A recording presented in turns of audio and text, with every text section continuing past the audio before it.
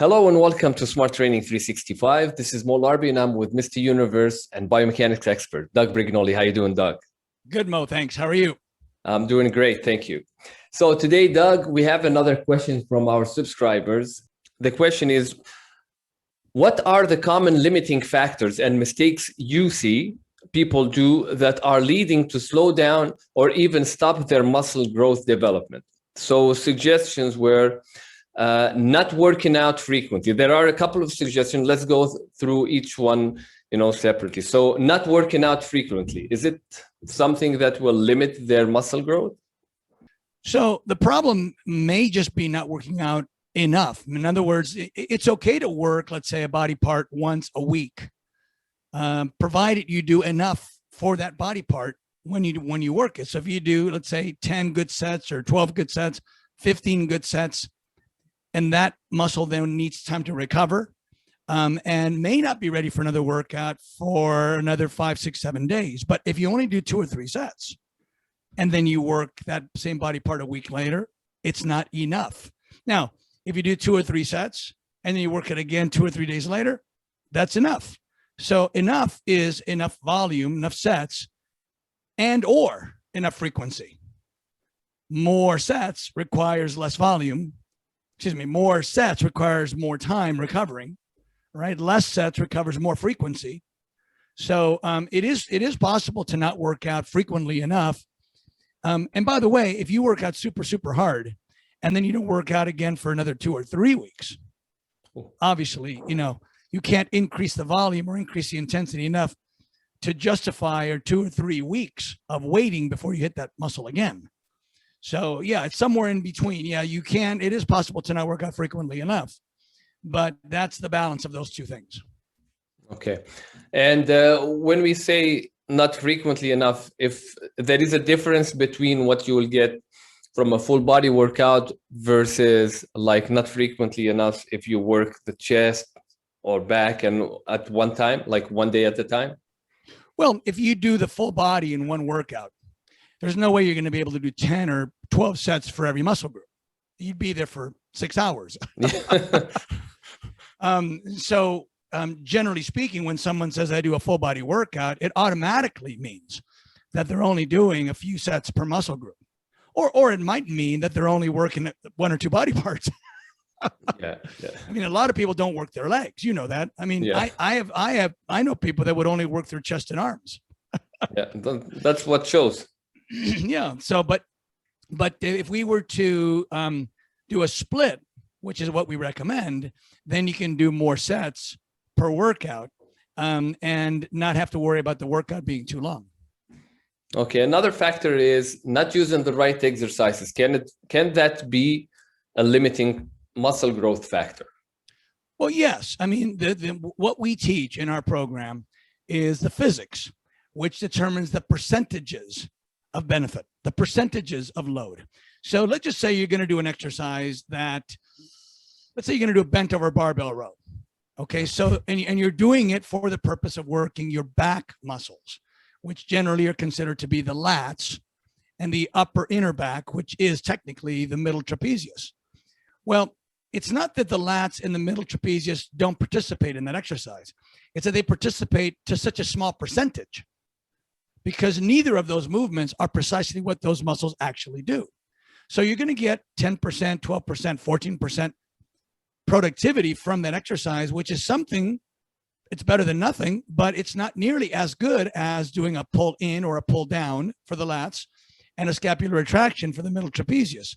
So when we look at pro bodybuilders that have, we can look at Arnold.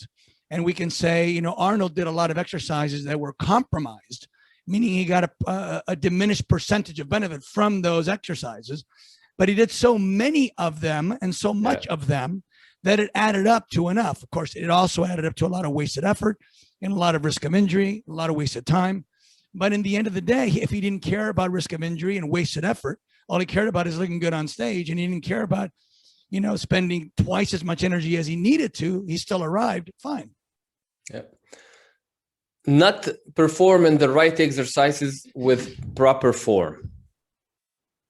Yes. Yeah, obviously, proper form would be, let's say, full range of motion. as one example. So if you're doing an exercise, let's say a decline dumbbell press, but you're not bringing your arms all the way to the top, all the way together, and you're not completing the range of motion, you're going to get less benefit. Doesn't mean no benefit, means less benefit because you're only doing partial range of motion. So there's lots and lots of examples of someone not using the right trajectory or someone not using the right direction of resistance, right? All of these things participate in giving the highest percentage of benefit for an exercise, even though the exercise is good. Like, for example, if you're doing a side raise, okay, that movement is perfectly good. What about the direction of resistance? Are you lying down on your side or are you vertically standing? Yeah, how right? you do One it. gives, the lying version gives you a higher percentage of benefit than the standing. Right. Another limiting muscle growth factor is food. Will it really impact your muscle growth? Well, the answer is yes, of course. But it should also be kept in mind that there are people that, just have such good genetics. I mean, some of us have seen people come out of spending 10 years in jail and they're fairly muscular. Yeah. And what did they eat in jail? Ham and cheese sandwiches, right? It's not the best food. But you can get decent results eating less than ideal, but the degree to which you will be successful eating bad, it depends on your genetics. There's other people that have really bad genetics and they eat really well. And they can't blame the diet. Part of the detraction is the genetics. But yes, if all things being equal, eating well, eating enough protein. By the way, eating too much protein won't hurt your muscle gains, just won't help your muscle gains. Mm-hmm. So you have to eat enough protein and you have to eat enough dietary fats and enough carbohydrates of a certain type would be ideal in order to get the energy to do the workouts you need and in order to provide, what the muscle needs for protein synthesis, muscle growth. A limiting factor can be also having access to the right equipment. Yes. In fact, I answered a question today on email. Someone asked me if my book will help them do the exercises that they need to do, even though they're working out at home. And so I said, well, our course teaches the mechanics of exercise. And I said, the subtitle of our book is The Analysis and Application of Biomechanical Principles in Resistance Exercise. So what we do is we take those principles and we show you that based on those principles, the ideal exercise would be this. The second best would be this. Third best would be this. Fourth best would be this. What is wrong is to think that you can do anything. Side raises with tomato soup cans. And that because you don't have access to dumbbells or a gym or cables or something like that, that you can get as good a result just because someone was clever enough. No, you need the right type of resistance, the right amount of resistance, the right direction of resistance in order to do the right exercises, the ideal exercises, in order to get maximum benefit. So yes, and what I said is, if you are doing the fourth best exercise on the list for a particular muscle, it's perfectly okay. Just don't expect the very best results. Put it into context. In other words, adjust your expectation based on knowing that I'm not able to do the ideal exercise, but I am able to do the fourth best. So that's better than the eighth best or 10th best. And so I can expect some results, but not the best. Right. Not sleeping enough, being stressed, drinking alcohol, smoking, and especially during the pandemic, I've seen many people go in that route.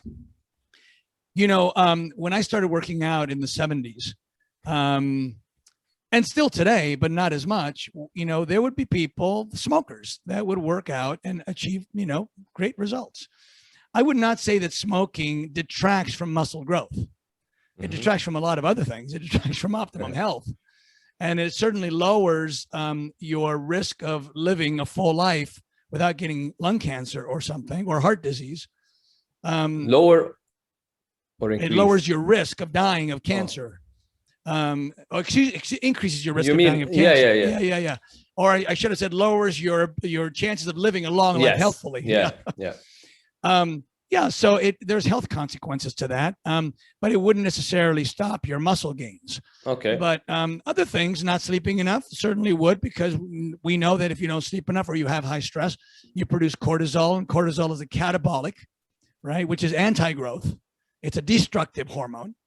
And so, we want to be able to minimize our stress, get enough sleep, get enough recovery time from our workouts so that we can get the best growth possible. What is enough sleep? Like, is it 8 hours? Does it really means that everyone should sleep 8 hours? That's what it means? Well, it's funny that you asked me that question, because just this morning I had a conversation with a sleep specialist. Oh, Dr. Roy Artal is a sleep specialist. He's a pulmonologist, but his specialty is sleep. And I've been invited to be on the President's Council on Physical Fitness and Sports. And I've been asked to find experts in these various fields. And one of them is sleep. So I cannot claim the expertise of Dr. Roy Artal. But I have read articles that have said that the ideal amount of sleep is an average of 7 to 8 hours. So you could get 9, you could get 6, but if you oversleep, by the way, it's not so much of being sleep too long that hurts your muscle gains, but being still inactive too long that will help you. In fact, they've done studies where they've shown that people that are in hospitals in a bed for prolonged periods of time have significant muscle loss daily from being inactive. Right. By the way, if you go into outer space where there's no gravity, yes, you not only lose muscle size, you also lose bone density. Yeah. So, putting our bones and our muscles to work keeps them or helps them grow. Whereas if you just, lie in bed too long or sit in a chair too long or on a couch eating potato chips too long, then you will lose muscle. But I would say that the worst part of not sleeping enough is more mental. It's a significant detraction from your ability to think carefully, to remember things well, to be motivated. So there's a lot of mental things that really, really rely on sleep. Okay, last question about this. It wasn't mentioned here, but how do you deal with stress, and especially during the days where you had to compete, so you had to be ready, you had to focus, but let's say you faced some stressful situation. How do you deal with that back then and today? I know today you're very busy, and how you handle your day. Well, busy is one thing. I'm not going to claim to have high stress. Different situations create stress, and some of those situations don't apply to me. Like, for example, I don't have 6 kids, right? Yeah. I don't have any kids. If I had 1, I'd be more stressed out than I am right now with no kids. If I had 3 kids, I'd be more stressed out. If I had, let's say, 2 jobs or 3 jobs, or if I had a sick parent, all of these things, or if I had an illness, if I had cancer, if I had something that makes me worry a lot, if I let's say I had cancer, but my kids were young and I'm worried about dying and being unable to provide for them, stress. Thankfully, I don't have those stresses.